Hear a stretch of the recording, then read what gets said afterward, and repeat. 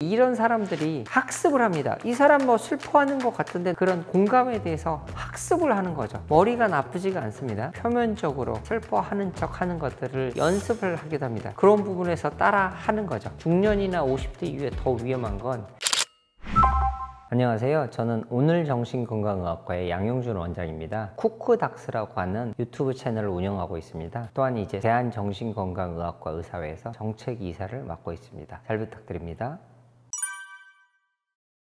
사이코패스는 처음에 19세기에 유럽에서 많이 등장한 개념이긴 한데요. 우리가 일컫는 성격장애 이렇게 진단 내릴 수 있는 분들에 대해서 뭉뚱그려서 했던 용어가 사이코패스이기도 합니다. 그런데 이제 현대적인 범죄나 무서운 사람들, 사이코패스로 하는 분들이 이제 개념화된 거는 1940년도에 정신의 가면 이런 책자에서 등장을 하는 게 내 주변에 멀쩡해 보이는 사람인데 정서적으로, 정신적으로 매우 혼란하고 충동적이고 혹은 남을 착취하려고 하거나 양심의 가책이 없는 이분들이 바로 옆에 주변에 있을 수 있다, 이런 얘기들로 사이코패스가 등장하는데요. 이런 성향의 분들이 특히 자기애적인 면도 있기도 합니다. 그래서 자기의 이득을 위해서만 사회적 규범을 어기는 이런 분들을 일컬으면서 이제 사이코패스가 등장을 했는데요. 근데 그 이전에 소시오패스란 개념도 1920, 30년대 이제 미국의 심리학자가 사회적 규범을 어기는 분들에 대해서 소시오패스라고 불리기도 했습니다. 그러면 이게 구분이 좀 애매한 개념이긴 하고요. 실제적으로 정신과에서는 소시오패스, 사이코패스가 의학적인 진단 기준에 차츰차츰 들어오게 되면서 정신과적으로는 반사회적 인격장애, 반사회적 성격장애가 정확한 진단 기준이긴 합니다. 어떤 분들은 뭐 환경적인 게 더 큰 게 뭐 소시오패스, 사이코패스다 뭐 이런 말씀들을 많이 하는데 실제적으로는 유전적인 소인이 있을 거고 거기에 특히 이제 기질적으로 더 이런 면들이 두드러지는 아이들도 실제로 있습니다. 그리고 그런 아이들이 적대적 반항장애나 혹은 행동장애를 일으키고 그게 이제 반사회적 인격장애로 커나가는 경우들이 있는데 이런 경우에는 분명히 환경적인 요인도 같이 들어옵니다. 특히 양육에 있어서 안정적인 정서 환경이 제공되지 않고 정서적인 학대뿐만 아니라 물리적인 학대 이런 경우를 받아서 이런 환경적인 요인들이 같이 결합이 돼서 반사회적 인격장애 이렇게 진행될 수 있겠습니다.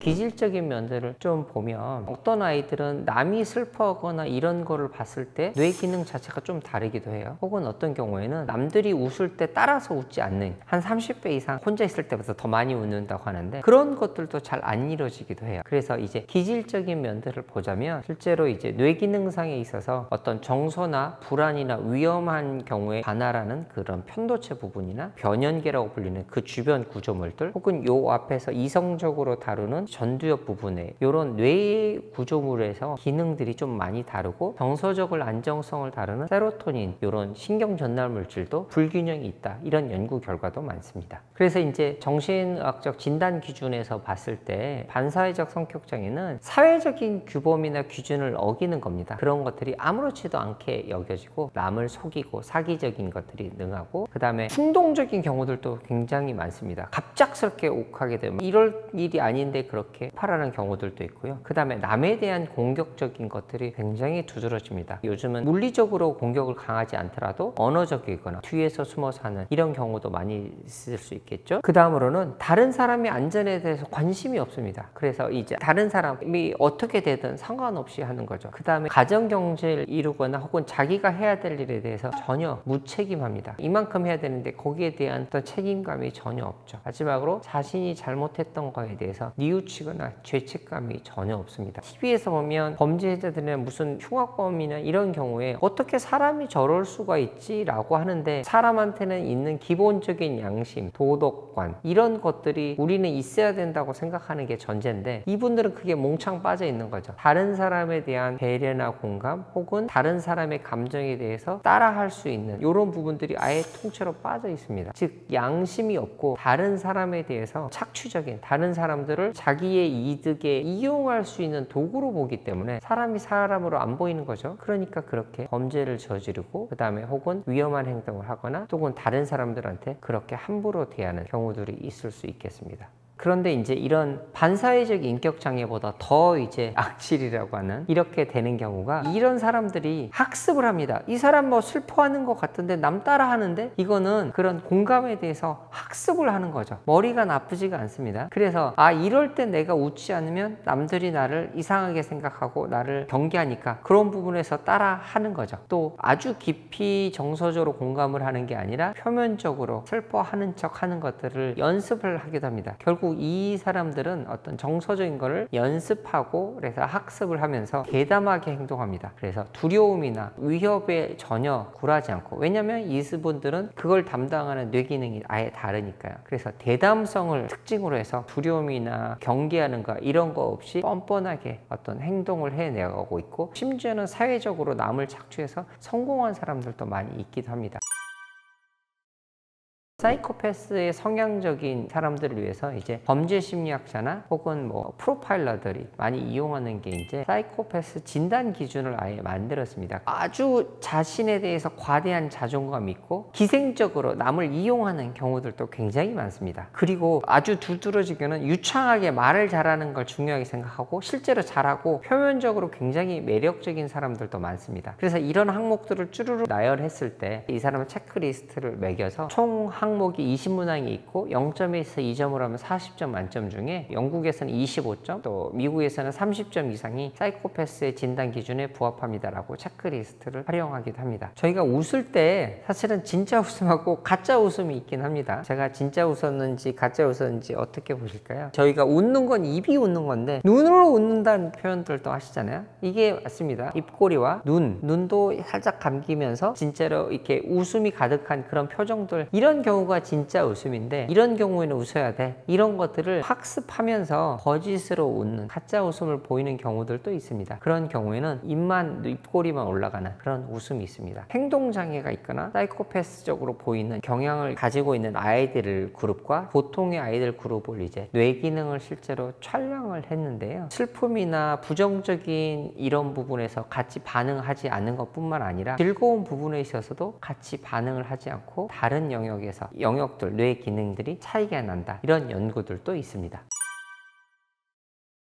대인관계에서 제가 봤을 때 제일 위험한 건 각자의 경계를 인정하지 않는 부분입니다. 내가 필요한 부분에 있어서 저 사람의 자존감이나 본인의 이런 거와 상관없이 그냥 막 들어가는 거죠. 소위 처음에는 잘 대해주고 이렇게 했다가 그 사람이 이제 마음을 열고 이랬을 때 착취적인 관계로 가는 거죠. 경계를 넘어서서 차츰차츰 나의 자존감과 본인의 자아를 손상시켜서 경계를 무너뜨리는, 소위 말하는 가스라이팅을 하는 그런 경우들이 위험한 거라고 생각이 됩니다. 중년이나 50대 이후에 더 위험한 건, 이전에는 그런 문제가 있어도 회복할 힘이 있었다면 나이가 들면서 이런 관계에서 고착화돼 버리는 혹은 힘을 잃어버리는 이런 것들이 위험할 수 있어서, 그런 경우에 내가 너무 착취적인 관계에 놓여져 있지 않은지 이런 것들을 확인하시는 게 필요할 것 같습니다. 그냥 하나 예를 들자면, 예전에 내 기능을 잘하고 있었는데 너는 내 말만 들어 그러면서 다른 사람들과의 관계를 끊어놓는, 특히 오래된 친구, 절친이었던 혹은 나를 항상 돌봤던 가족들로부터 아예 단절시켜서 내 말만 듣도록 하는 이런 경우들이 있죠. 그렇게 해서 특히 이제 사이비 종교에서나 이런 경우에서 너는 내 말만 들어, 가족은 너를 해치는 사람이야, 다른 사람과의 관계를 끊어내는 경우들, 이런 게 있을 수 있고, 또 하나는 나의 원래의 성품, 성향과 어느 순간 봤을 때 내가 왜 이렇게 됐지? 내가 많이 달라졌는지 볼 수 있는 게 좀 필요하긴 합니다. 그런데 이게 잘 모를 수가 있어서 이 사람과의 관계만 너무 매달리지 않도록 하는 게 좀 중요합니다. 내 말만 믿어, 너는 나 말만 들으면 다 돼가 어디 있습니까? 사람은 사회적 관계인데 여러 관계들이 있을 수 있죠. 그래서 나한테 좀 중요한, 나를 좀 지지해주는 오래된 사람들의 얘기를 항상 들을 수 있도록 하고, 또 나의 가족 얘기도 들을 수 있도록 하는데, 가족이 만약에 그랬다면 내가 나 혼자 할 수 없으니 이 부분에 대해서는 꼭 전문가랑 상담을 해보시는 것도 추천 추천을 드립니다.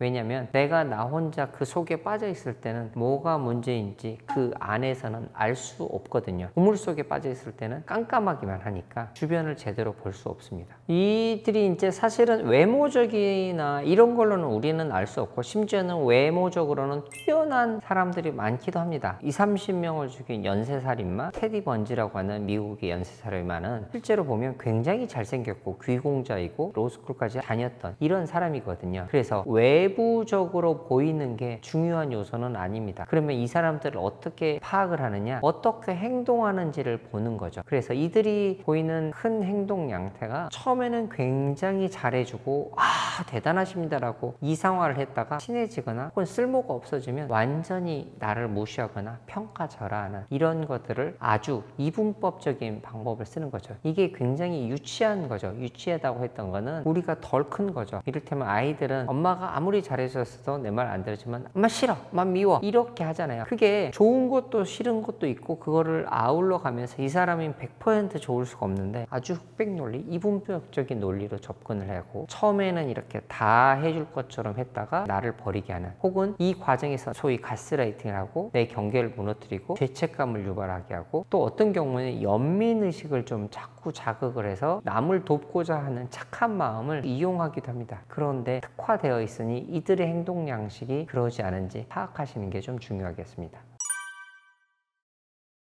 저는 이제 제일 큰 게 그 사람들이 이득을 반할 수 있는 이런 것들을 했을 때 어떻게 나오는지가 크다고 봅니다. 예를 들면 뭐라고 시켰을 때나 이런 거에 있어서 아니라는 답, 이 사람들이 이득에 반하는 이걸 했을 때 이 사람들이 어떻게 나오는지, 짜증을 많이 내거나 나중에는 심지어 공격을 하거나 이런 경우들이 어떻게 되는지를 확인해 볼 필요가 있겠습니다. 결국 각자를 존중하지 않고 부탁을 했는데 안 들어주면 그거는 내가 사정이 있어서 안 들어줄 수 있는 거고, 잘못한 게 아닌데 나한테 죄책감을 유발하게 하거나 쓰레기로 만들어 놓는다면 이 사람의 문제인 거죠. 그러니 그런 상황들이 어떻게 전개되는지를 확인을 하시고요. 이들로부터 벗어날 수 있는 길은, 제일 처음에 이제 먼저 말씀드릴 거는 죄책감을 많이 유발하게 하는 게 공통적인 많이 쓰는 방식이기도 하고요. 심지어 피해를 받았던 피해자들이 많이 겪는 정서적인 반응이 자책을 하는 경우들이 많습니다. 이게 이상하죠. 이렇게 나를 자책을 하게 되면 이 사람이 가진 문제를 보지 못할 뿐더러 이 사람한테 대항할 수 있는 힘이 없습니다. 그러니 첫 번째로 말씀을 드릴 부분은 내 탓을 자책을 하시지 마시라. 이 사람들이 공격을 했고 나를 착취하고 이용하는데 국대급 선수들이니까 내가 피해를 입은 거는 내가 남을 도우려고 하는 착한 마음이 있었을 때 피해자로 되는 경우들이 많으니 자책을 하지 마시라. 그리고 거리를 두시라. 사실은 물리적으로 안 보는 게 좋은데 그럴 수 없는 경우들이 많으니 정서적으로 적절한 거리감을 유지하시라. 항상 뭔가 너무 가까이 하지도 너무 멀지도 않고 적절한 거리를 유지하실 수 있는 게 중요하겠습니다. 거리를 두셨을 때 뭔가를 자꾸 나한테 요구하면, 예를 들면 직장 상사가 주말에 이거를 다 하라고 하거나 과도한 업무 요구를 하거나 이랬을 경우에 안 되는 거는 제가 할 이 영역이 아닌 것 같습니다. 제가 할 수 있는 제 업무 사항은 아닌 것 같습니다. 아주 정중하게, 너무 감정적으로 동요되지 않은 채로 거리를 좀 두실 수 있으면 좋겠습니다. 거리를 두라고 말씀드렸는데 조심해야 될 거는 항상 나의 안전을 우선으로 하셔야 됩니다. 피해자를 구출할 때도 안전 확보가 제일 우선이거든요. 그러니까 이 사람들은 남을 해치는데 특화된 사람들이니 내 안전을 내가 스스로 보호될 수 있도록 하는데 초점을 기울이십시오. 그래야 과도한 업무에 시달리지도 않고 정서적인 학대도 피할 수 있습니다. 또한 이들은 공격하는 데 능하니 이 사람들이 나를 쉽게 보지 않도록 하는, 그래서 아니라고 하는 것도 연습을 많이 하시고 그렇게 해서 나의 안전을 확보하십시오. 이렇게 했는데도 불구하고 좀 힘들 경우들이 많습니다. 그래서 안전을 확보할 때도 나의 약점을 너무 노출시키지 않은 게 중요합니다. 또 내가 힘들고 이랬을 때 어떤 내가 부족하다고 생각하거나 혹은 내 자세한 사정을 털어놓을수록 이 사람들은 나의 약점을 잡아서 그걸 나중에 이용할 수 있거든요. 그러니까 너무 사적인 나의 것들은 드러내지 않도록 하시는 게 좋겠습니다. 그리고 혼자서 어려우면 나를 오랜 동안 지켜왔던 이런 사람들한테 도움을 좀 받으시면 좋겠습니다. 왜냐하면 그때는 잘 모르고 있기 때문에 항상 내가 이런 게 잘 되고 있는지, 나를 오랫동안 봐왔던 가족 혹은 지인 혹은 전문가들을 만나서 상담을 하시는 게 좋을 것 같고요. 그 다음에 또 마지막으로 위협적인 상황이 왔을 때 실제로 현실적으로 이 문제를 일으켰을 때는 꼭 법적인 도움을 받으라고 말씀드립니다. 이들은 본인의 안위도 제일 중요한 사람들이라서 이 사람들의 본인이 잘못했을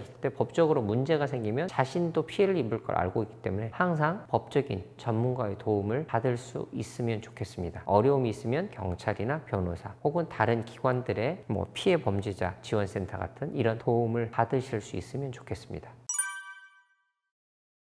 관계에 대해서 다들 너무 힘들어하는데 예전에는 말 못하고 자책하고 또 내 탓인가 이렇게 생각을 하셨었다면 지금은 내가 왜 힘든지 혹은 내 탓만을 하지 않고 요인이 있는지 이 사람의 문제는 뭔지 나의 어떤 문제를 찾아가는 과정들에서 다른 사람들이 나한테 끼치는 해들 이런 것들을 많이 관심을 갖게 되신 것 같아요. 그래서 그때 겪는 어려움들을 좀 원인을 찾아보고 싶고 나를 괴롭히는 상사들 혹은 나를 괴롭히는 가까운 지인들 내가 왜 이렇게 힘든지 그런 거를 탐색해 보고자 하는 이유가 많은 것 같긴 합니다. 요즘은 나르시시스트 이런 얘기 많이 나오고 소시오패스, 사이코패스 이렇게 많이들 얘기들을 하시는 것 같습니다. 또 하나는 이제 심각한 경우에는 범죄나 스토킹 혹은 집안에서도 심지어는 가족들로 인해서 많이 힘들어진 경우도 있는데 그만큼 이런 상황들 사람들 사이에 겪는 어려움들 또 혹은 범죄 피해자분들 이런 경우에 이유를 찾아가보자 하는 것들이 많아서 이런 소시오패스, 사이코패스 이렇게 관심이 많아진 이유라고 생각이 됩니다.